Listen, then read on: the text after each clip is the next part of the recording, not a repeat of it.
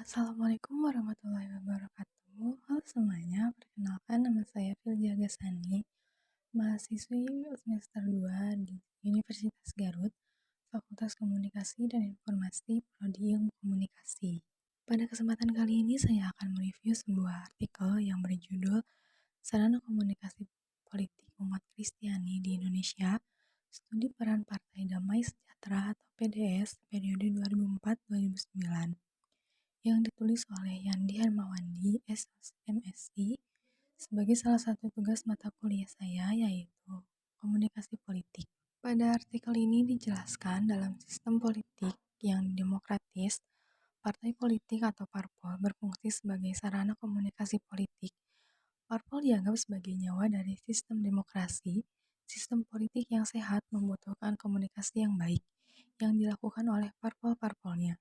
Secara sederhana, komunikasi politik adalah proses penyampaian pesan atau informasi mengenai politik dari pemerintah kepada masyarakat dan dari masyarakat kepada pemerintah.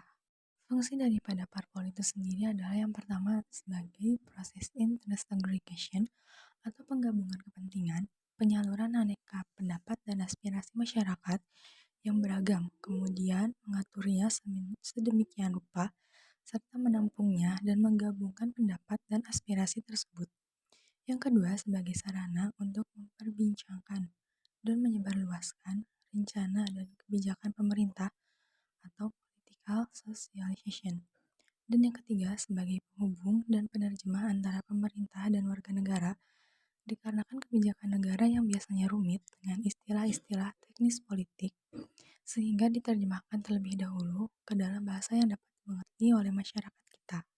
Adapun partai politik umat Kristiani adalah partai politik yang berbasis kepada keagamaan, dalam hal ini merupakan agama Kristen, yang memperjuangkan aspirasi umat Kristiani di Indonesia dan beberapa negara lainnya.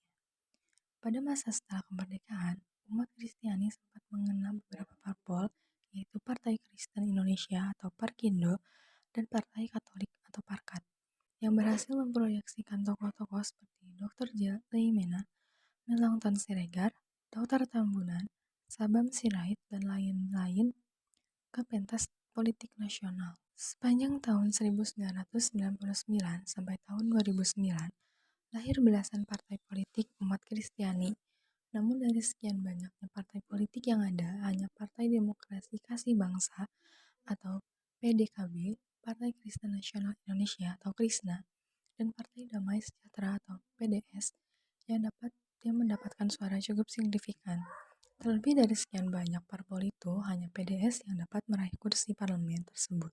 PDS merupakan salah satu partai politik umat Kristiani yang berhasil membentuk satu fraksi dengan 13 kursi di parlemen DPR RI sejak masa reformasi 1998. Partai politik yang dibentuk pada 28 Oktober 2001 ini memperoleh 2,14 suara atau sekitar 2.424.319 suara pada tahun 2004. Sedangkan kursi yang diperoleh di parlemen sebanyak 13 kursi atau 2,36%. Dengan demikian, PDS tak bisa lolos electoral threshold yang ditetapkan sebesar 3%. Oleh karena itu, untuk ikut pemilu 2009, PDS harus berganti nama atau bergabung dengan partai politik lainnya. Beruntung dalam Undang-Undang Nomor 10 2008 tentang Pemilihan Umum, ada aturan peralihan bahwa semua partai peserta pemilu 2004 berhak maju dalam pemilu 2009. Pada pemilu 2009, PDS tak mampu melampaui ketentuan parliamentary threshold sebesar 2,5%. Sayangnya PDS yang memasang target 5% hanya berhasil memperoleh 1,48% suara atau sekitar 1.541.592 suara. Ini berarti PDS tidak lolos parliamentary threshold. Dengan demikian, PDS tidak berhak mendapatkan kursi di DPR RI sebagaimana pemilu 2004. Pada artikel ini terdapat dua buku yang digunakan oleh penulis sebagai rujukan penelitian. Yang pertama yaitu buku berjudul Yesus dan Politik, sebuah bunga rampai yang ditulis oleh Mianto Nugroho Agung dan Jeffrey A. A. Lempas. Pada buku ini sebenarnya sedikit menyinggung keberadaan PDS. Kehadiran PDS atau Partai Damai Sejahtera dikatakan menimbulkan pro dan kontra di kalangan Kristen. Konsekuensi dari perbedaan sikap tersebut, suara politik umat Kristen tidak seluruhnya untuk PDS. Alhasil PDS tak berhasil dalam pencaturan politik. Eka Dharma Putra menilai bahwa tidak ada teologi yang apolitis. Berteologi secara politis berarti berteologi dan berpolitik secara salah dan bodoh. Dengan demikian, bisa dikatakan kehadiran PDS sesungguhnya merupakan kendaraan atau sarana bagi umat Kristiani untuk menjadi umat yang berteologi secara baik, yaitu berteologi secara politis. Sedangkan pada buku kedua, dengan judul Sejarah Perjumpaan Kristen dan Islam di Indonesia, merupakan buku sejarah yang banyak memberikan perspektif bagi partai-partai politik umat Kristiani di Indonesia.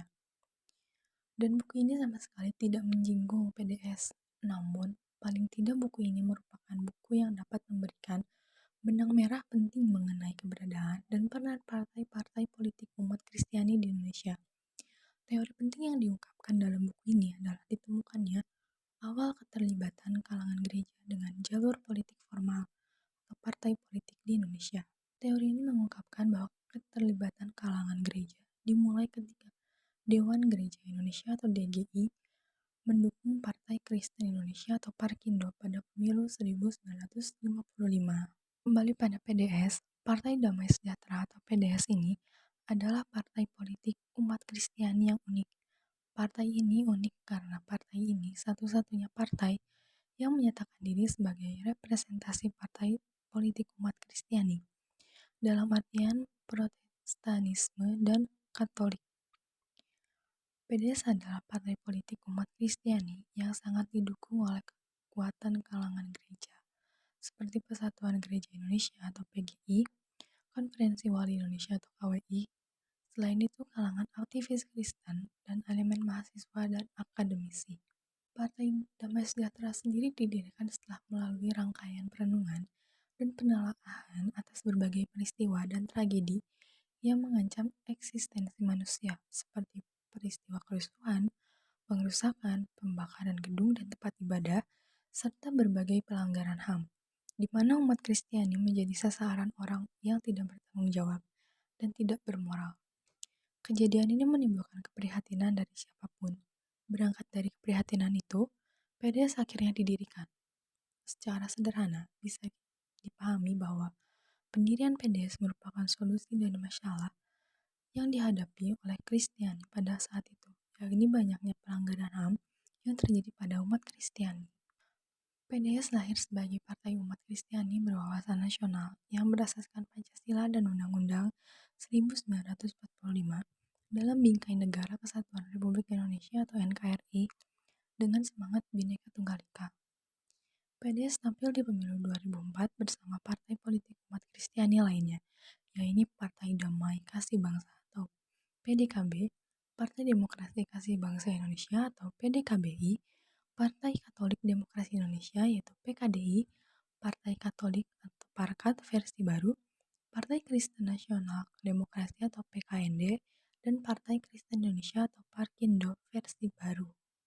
Agenda PDS sendiri yang utama adalah terdiri dari 3 hal, yaitu menjaga hak-hak minoritas, yang kedua menjaga pluralisme, dan ketiga menolak ide negara Islam dan syariat Islam.